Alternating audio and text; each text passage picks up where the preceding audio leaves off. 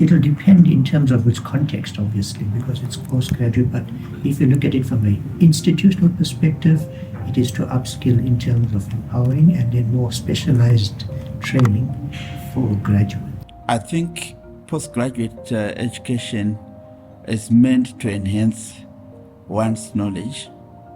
More than that, it is also meant to ensure that our students, particularly at the doctoral level, contribute to knowledge, to the board of knowledge at a theoretical level, in as much as they contribute to the practical solutions that the society is faced with. In my field in particular, which is education, it is to develop the professionals who are going to take a leadership role in the field. The people who have to set policy for the future, the people who have to lead in government, in the NGO sector, in the private sector. It's that leadership that we need to equip with the knowledge and the values and the insights and the skills and the competencies to be able to provide that leadership. That's how I think about postgraduate education.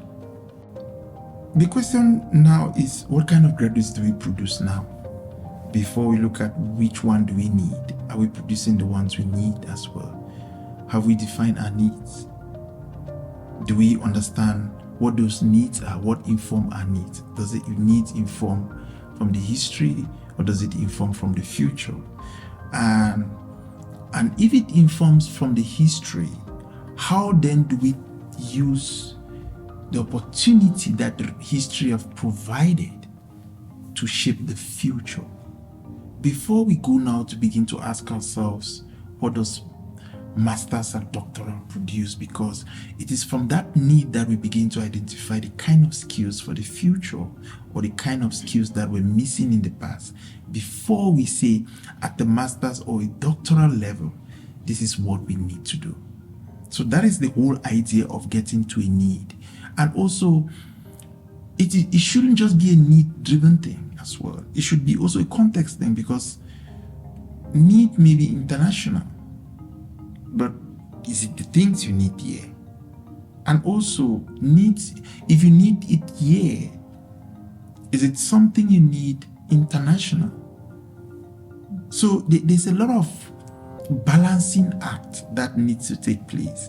And do people see the need as well? Before you go into the question of what kind of need, it's very superficial. Those at one time, some few years ago, they were talking about, oh, we don't have enough accounting teachers, or we don't have enough accountants on commerce. And now there are lots of people not employed with those skills. It will depend in terms of, firstly, from an institutional point of view, and then in terms of the work demands or the workspace demands. And I think that's more important in terms of what are we producing graduates for, and that is for the workspace, for the disciplines that are in need of them. It's census us producing graduates at master's and PhD level, but they are unable to be assimilated into those areas that require them most. I think we need graduates that are also aware of the social and material conditions around us. So I'll give you an example. When I drive from my house to campus, I pass a lot of communities that you can clearly see that there are challenges in those communities. And I ask myself while I'm just driving, I'm thinking, so those PhD candidates and master's candidates that we're producing, is their work going to change the material conditions of these communities or not? Or is it just pie in the sky, talking about theories, contributions through theory?